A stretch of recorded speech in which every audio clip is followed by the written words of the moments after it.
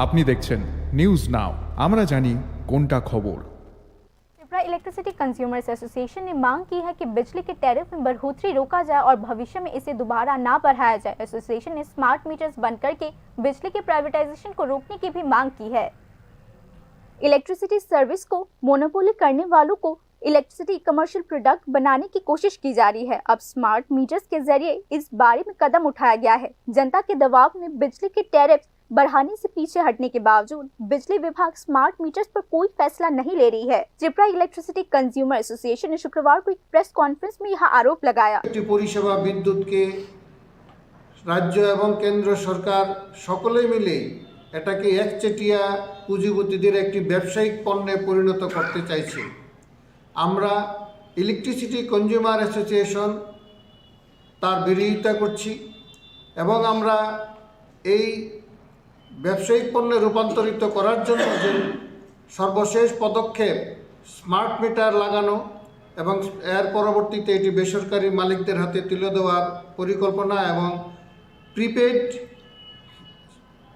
যেটা prepaid system চালু করবে এই স্মার্ট মিটার লাগানোর পর, তারপর সেটাকে টিওডি সিস্টেম চালু হবে এই স্মার্ট মিটার লাগানোর পর দিনের বিভিন্ন সময়ে বিভিন্ন দাম। আমরা এই সমস্ত প্রক্রিয়ার তীব্র বিরোধিতা করছি।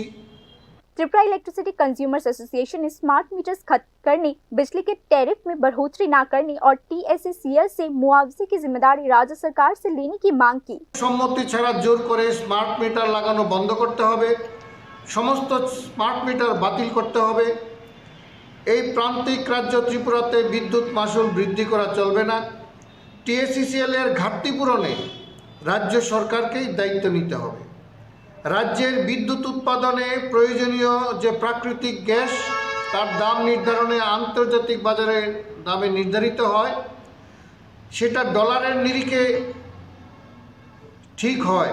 আমরা তার বিরুদ্ধে রাজ্য সরকারকে কেন্দ্রীয় সরকারের নিকট একটা প্রস্তাব পাঠাতে দাবি রাখছি, যাতে ত্রিপুরার ক্ষেত্রে কম দামে প্রাকৃতিক গ্যাস সরবরাহ করা হয়, তাতে বিদ্যুতের দাম আর বাড়বে না। প্রয়োজনীয় ক্ষতি কমাতে হবে, পরিবহনজনিত ক্ষতিটা কমাতে হবে। বিদ্যুৎ মাশুল গ্রাহকদের কাছ থেকে নিয়মিত সংগ্রহ করতে TSECL-কে স্থায়ী মিটার রিডার নিয়োগ করতে হবে এবং আউটসোর্সিংয়ের মাধ্যমে নয়, TSECL-কে স্থায়ী লাইনম্যানও নিয়োগ করতে হবে। বিদ্যুতের অপচয় এবং চুরি বন্ধ করতে রাজ্য সরকার এবং TSECL-কে বিশেষ উদ্যোগ গ্রহণ করতে হবে। त्रिपुरा इलेक्ट्रिसिटी रेगुलेटरी कमीशन ने 2025-26 के लिए इलेक्ट्रिसिटी टैरिफ स्ट्रक्चर को मंजूरी दे दी है, जिसमें अलग अलग कैटेगरी के कंज्यूमर्स के लिए रेट लगभग स्थिर रखा गया है। बदला हुआ टैरिफ जो 1 नवंबर से लागू होगा, राज्य के लगभग 10,05,000 कंज्यूमर्स पर लागू किया जाएगा। त्रिपुरा इलेक्ट्रिसिटी कंज्यूमर्स एसोसिएशन का दावा है कि त्रिपुरा इलेक्ट्रिसिटी रेगुलेटरी कमीशन ने यह फैसला कंज्यूमर के विरोध को देखते हुए लिया है। ये रिपोर्ट न्यूज नाउ।